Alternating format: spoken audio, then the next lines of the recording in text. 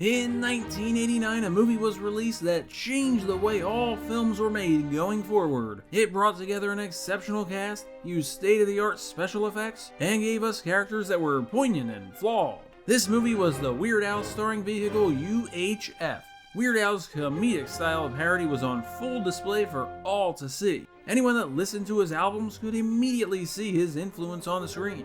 The film has gone on to become a certified cult classic to generations of fans everywhere. While audiences can now appreciate the eccentric comedy, it wasn't always that way. A movie studio bet on a film to save their company, and Weird Al even clashed with executives over how the film was marketed. Let's find out exactly what the fuck happened to this movie.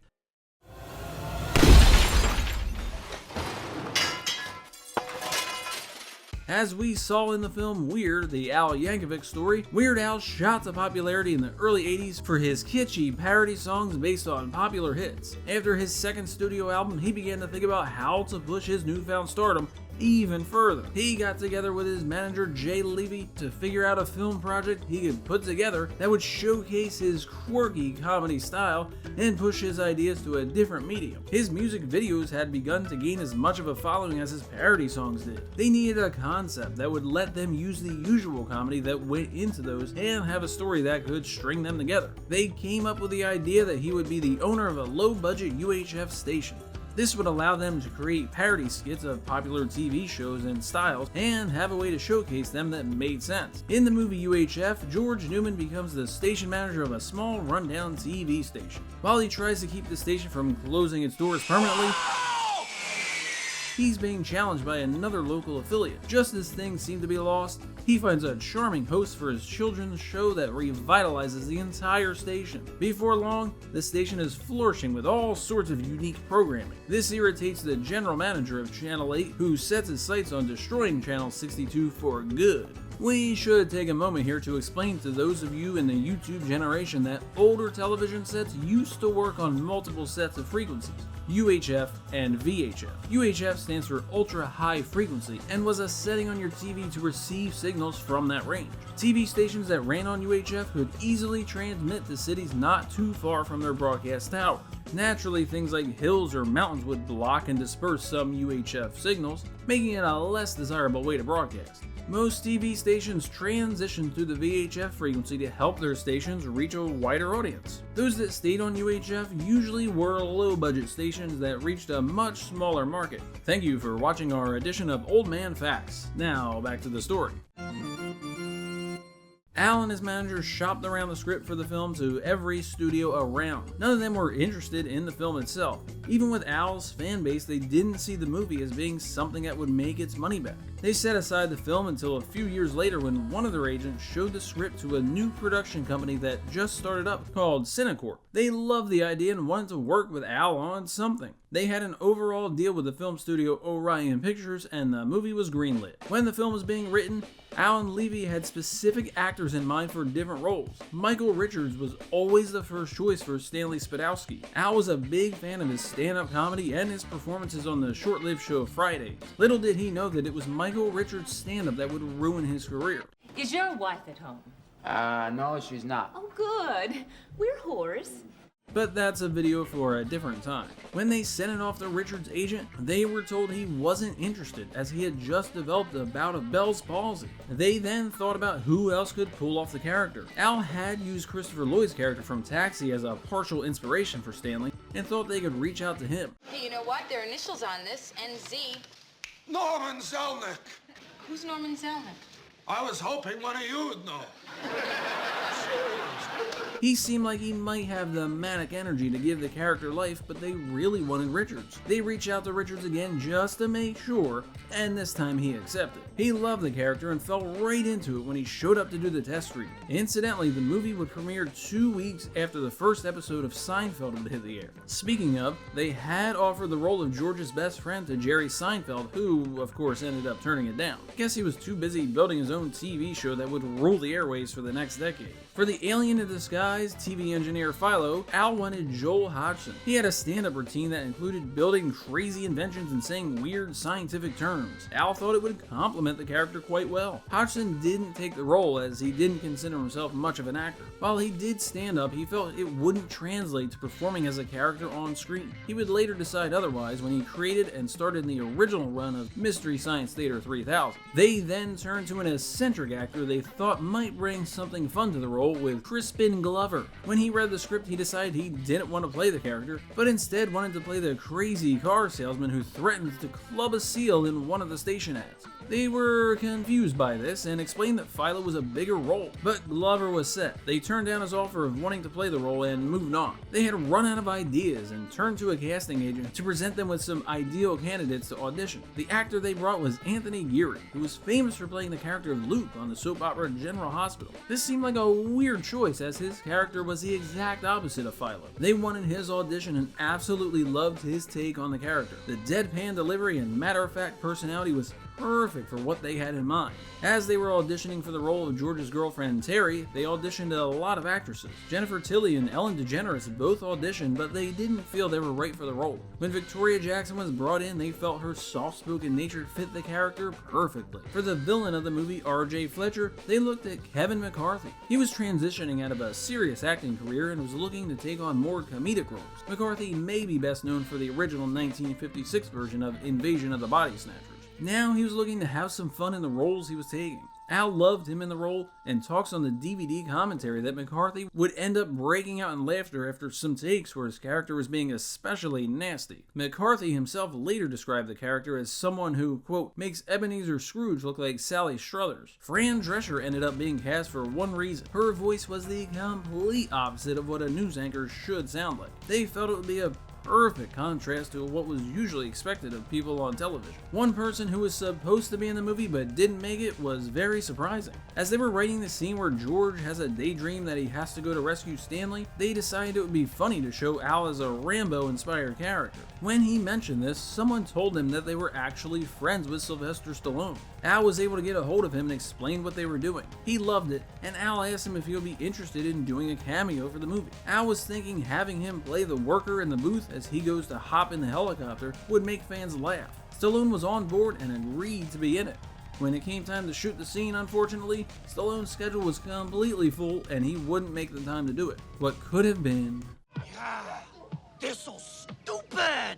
The production found a mall in Tulsa, Oklahoma that was being turned into an office space. They thought this would be perfect and used the new office spaces as the interiors of U62 and Channel 8. Other empty spaces in the mall offered them places to use as sound stages to build sets for the TV shows that would be filmed for the station. A hotel was nearby, which made it very easy for the production to save money on transportation for the cast and crew. Everyone was able to arrive on set on time, and if they needed more wardrobe, they could visit some of the still operating clothing stores. While the film was full of funny scenes and the cast had a great time filming it, the production did run into a few issues. When they were filming the Gandhi 2 skit, it was supposed to show Gandhi slamming a goon's head into the top of his Ferrari. The production had secured the vehicle for the shoot and were wary of it getting damaged. During the shooting of the scene, the stunt guy actually ended up making contact with the top of the car, which left a very real dent. Everyone began to panic as they didn't know if the car was covered by the studio insurance. Tensions were relieved when it was confirmed that minor damage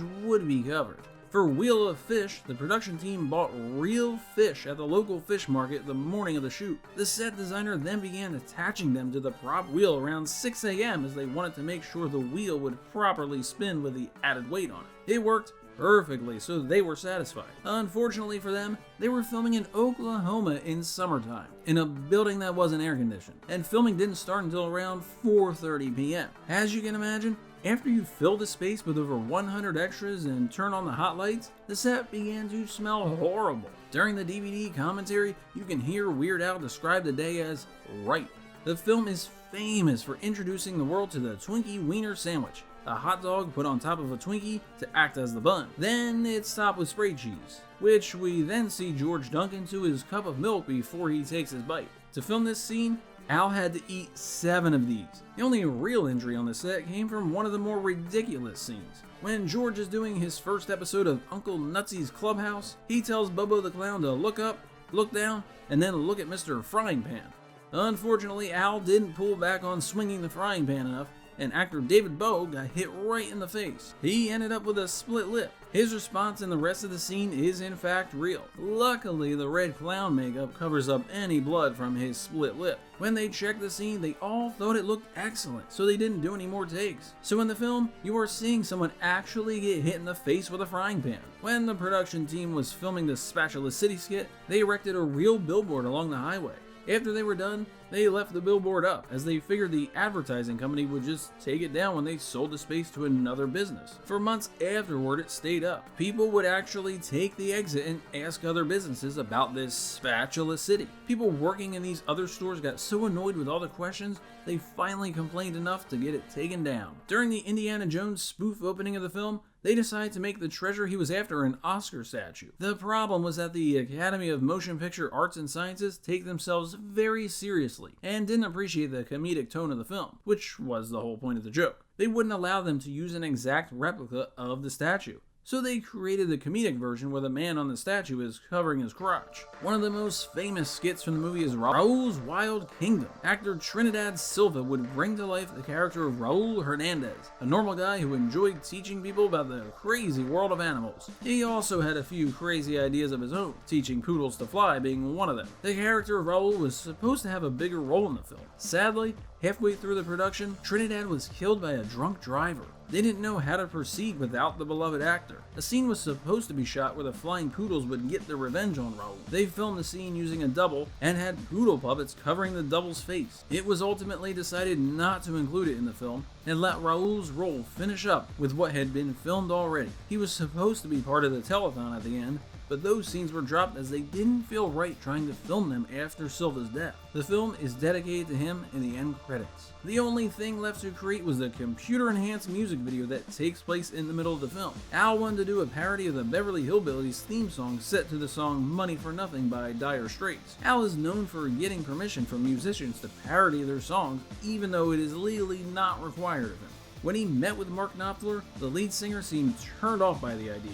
He eventually relented under one condition. He had to play guitar for the song so that the riffs that the original song was known for would match. Al loved the idea and having a great guitarist on the song, so he immediately agreed. Then lawyers got involved and insisted the song be called Beverly Hillbillies / Money for Nothing. Weird Al has publicly stated that he hates the title, but went along with it to get the song moving forward. They shot the music video and did it as a shot-for-shot remake of the Dire Straits video. At least it turned out pretty good. The film was finally done and the first edit came in at 2 hours and 30 minutes. Orion Pictures wanted something more in the 90-minute range, which was standard for the time. Al agreed as he felt it was indeed too long. Later, fans would ask about the possibility of a director's cut being released of the film. He said it would never happen, as the material that was cut out of the film didn't work for the film's pacing. Later on his website, he would say, "There's a reason those things got cut." When it came to the title of the film, Al wanted to call it The Video. Orion pushed for the name UHF. The always forward-thinking Weird Al thought that calling it UHF wouldn't make much sense. The world was moving more towards cable TV, and the audiences wouldn't know what the term UHF or VHF even were.